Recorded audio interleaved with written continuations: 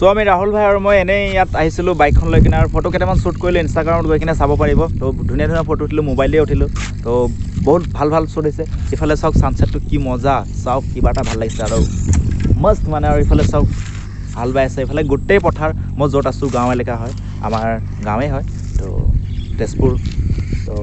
ইয়াত চাওক কিমান ধুনীয়া তেজপুৰ জেগাটো কিমান ধুনীয়া মানে খেতি বাতি মানুহে ব্যস্ত হৈ আছে এতিয়া খেতিৰ বতৰত আৰু খুবেই ভাল লাগে এনেকুৱা ছিজনত আৰু ময়ো এতিয়া পথাৰত যাওঁ ৰাতিপুৱা হ'লে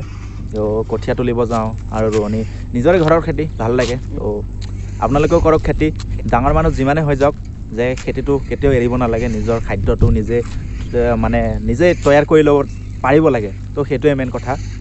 আপোনালোকেও কৰক আমিও কৰোঁ সকলোৱে আগবাঢ়ি যাম এনেকৈ আৰু পাছত গৈ চাইনা চাউলৰ দৰে প্লাষ্টিক চাউল খাবলগীয়া হ'ব পৰিস্থিতি যিটোহে দেখি আছোঁ মানে গোটেই এতিয়া খেতি কৰা যিবোৰ জেগাত তো কোম্পেনী ঘৰ বহিবলগীয়া বহি আছে মানে হৈ আছে তো প্ৰায় তেনেকৈ দেখি আছোঁ আৰু সেইকাৰণে নিজৰ ভাগৰ যিমানে যি নহওক